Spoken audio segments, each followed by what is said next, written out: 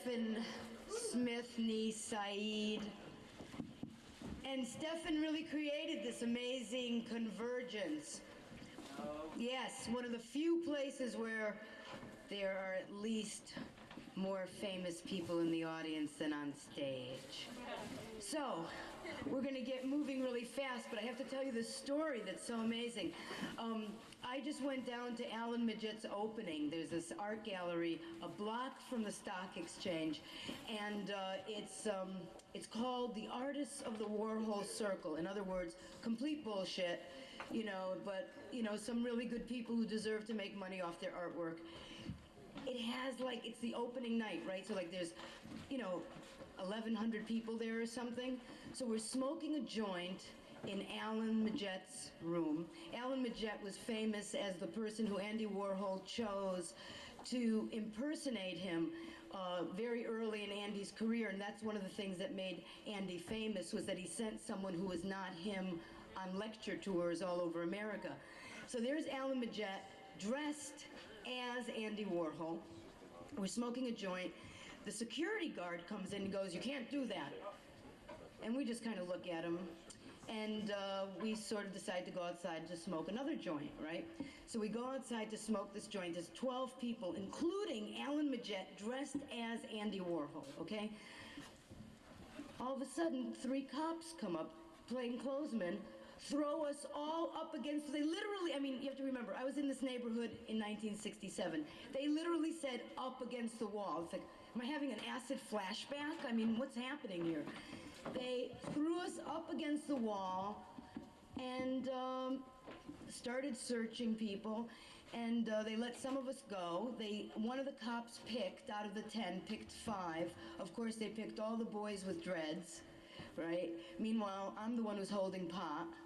And I go inside looking for the gallery owner who had been smoking pot with most of these people last night. And then I see her coming from outside, and I said, "Hey, what's happening?" She goes, "Well, I have a gallery opening. I have the press here." And I said, "Yeah?" She goes, "I said no pot smoking in my gallery." I said, "Excuse me, you are doing a show of people who did nothing but smoke pot."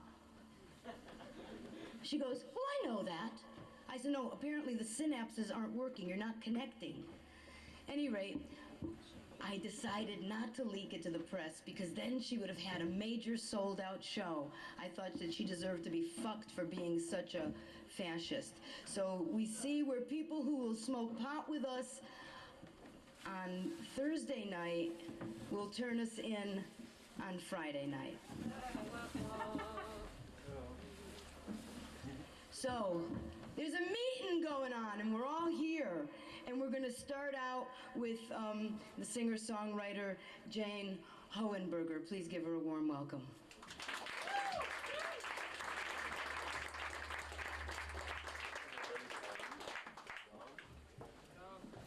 Thanks. Hi, I'm Jane Hohenberger. Thank you so much for coming tonight, and thank you so much, Eric, for asking me to perform at this. I'm totally honored. This is called Bullet.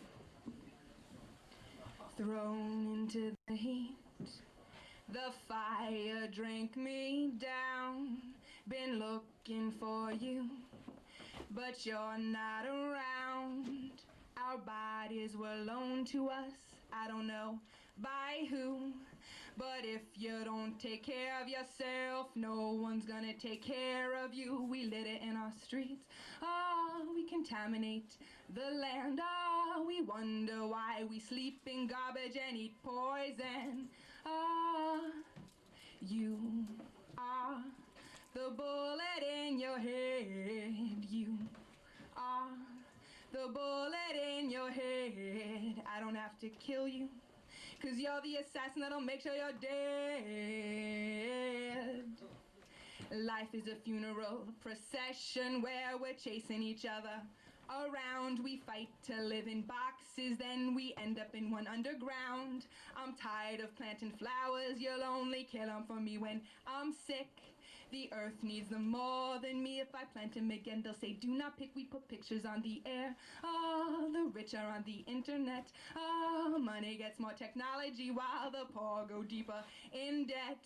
Ah, look and see which schools have computers. Look and see whether schools are with none. Look at the ratio of black men in college compared to prison. The TV says it tastes fine, so we drink up our oppression to get some more. We wait online and take drugs for the depression.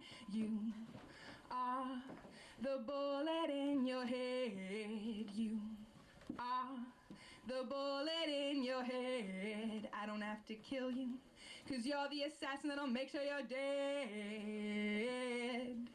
We're at both ends of the barrel and we're all too trigger happy. The top of the food chain has no predator, so we're our own worst enemy. One little piggy went to market. One little piggy stayed home. One little piggy ate roast beef. One little piggy packed a gun. One little piggy shot all the others and now there are none. That's Bullet. Thanks. Thank you. Now I'm going to do a poem. This is called Grocery Shopping Across America, and it's a true story. I wrote it a few years ago when I had a shaved head. So this is 3 years of hair growth.